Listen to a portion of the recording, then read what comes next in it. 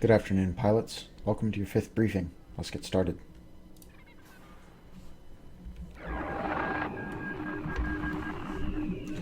The ASF-01 B-Wing Starfighter is manufactured by Slane and Corporal to provide the New Republic with a heavy weapons platform capable of attacking large capital ships and their escorts. It is armed with 2 ion and 3 laser cannons. The 2 ion cannons are mounted at the ends of the port and starboard wings, while the 3 laser cannons are split between a mounting point under the chin of the cockpit and the lower tail end of the starfighter. 2 of the laser cannons are located under the cockpit, while the last cannon is located on the bottom mount. Additionally, the B-Wing can carry a small selection of forward-firing munitions, which are fired from between the main engine pod and cockpit gyroscope mount. Based on data available in the hangar, the standard tandem-back KX-8 laser cannon, which will be the weapon system used in this briefing, has a base damage per second of 533.3 with an additional ion DPS of 400. With that in mind, let's explore the B-Wing's combat capabilities. The B-Wing is a unique weapons platform in that its strongest assets are its high drift maneuverability, momentum retention, and overwhelming forward-facing firepower. This means that this platform is an exceptional damage dealer with a good degree of survivability. It is best used in short engagements with single targets, as its firepower can quickly overwhelm most enemy pilots. However, its low shields and moderate hull can quickly be overwhelmed by more than one target if engaging multiple targets at the same time. When engaging offensively, the B-Wing can quickly eliminate a single target. When engaging defensively by reacting to incoming fire, the B-Wing is very vulnerable and must react immediately. The B-Wing can use its high momentum and drift performance to quickly switch directions to engage an incoming starfighter with a head-on barrage of laser and ion fire. If the B-Wing does not destroy an incoming target immediately, it is likely to be destroyed. The B-Wing's last major asset is its unpredictable and disorienting visual appearance.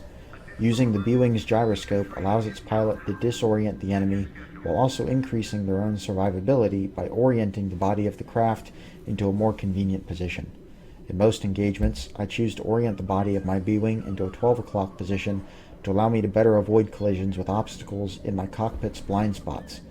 Orienting the craft in this manner also allows the pilot to place the B-Wing in a hull-down position behind debris and to shoot over cover. The following footage contains highlights of these methods in action.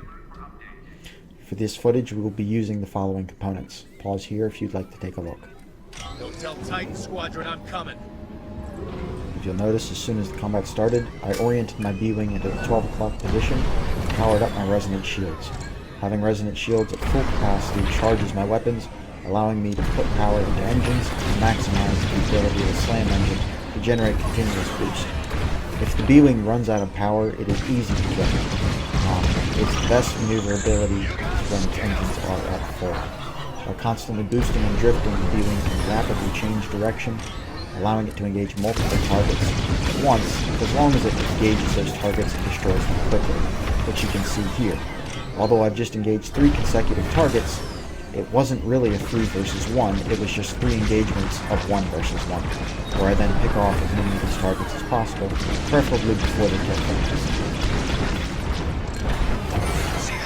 If you'll notice, the enemy targeted my fighter using his missiles, and that was what immediately tipped me off to being attacked. By combining situational awareness with the B-Wing's hull that increases the time it takes to lock on, it gives you an advanced warning system when people are using guided munitions, such as proton torpedoes or concussion missiles, or anything that causes the enemy to lock onto you.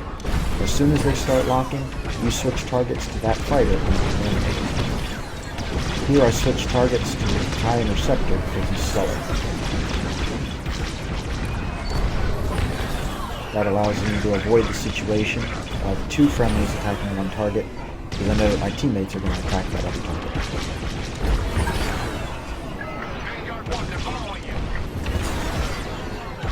You'll notice for all of these engagements, constant drifting in order to stay on target. Without drifting, the B-Wing is very slow and very difficult to maneuver.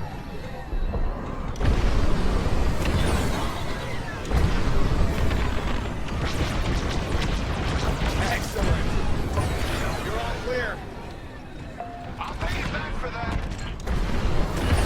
Notice here, I can see the TIE fighters flying towards me, but I select another target. Interceptor is not paying attention to me. I'm not going off. B-Wing has a massive amount of alpha firepower when its weapons are fully overcharged, which is the biggest benefit of the Resonant Shield. The Resonant Shield combined with the B-Wing's firepower allows you to contribute a massive amount of damage to the enemy.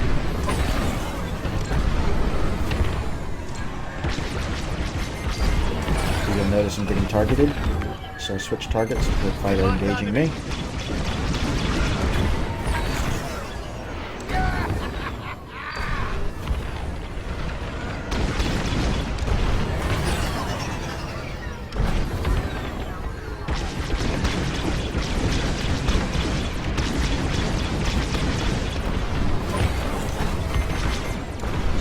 Switch targets again.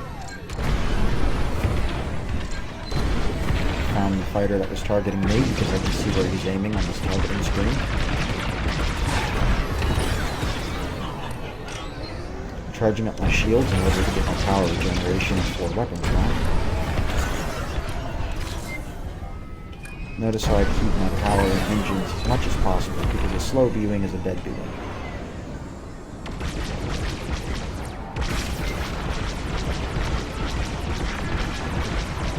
Here I switch power to weapons to engage this target. If I were flying against a squad, I would definitely not do that.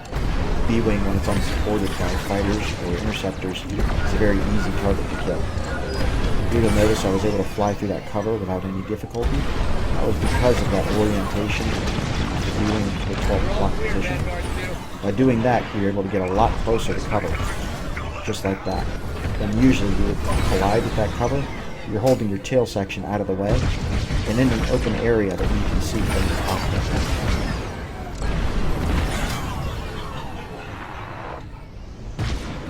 Here, the tail actually gets in the way if I collide with this fighter.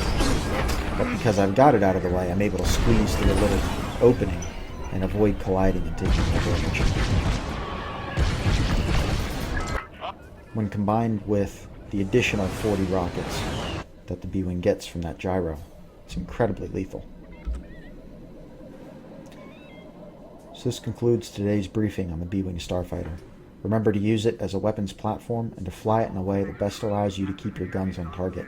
That means lots of drifting, lots of boosting, and keeping as much power to those weapons as you can. Another one to check out is to look up dead drifting. A B-Wing should be able to dead drift very well.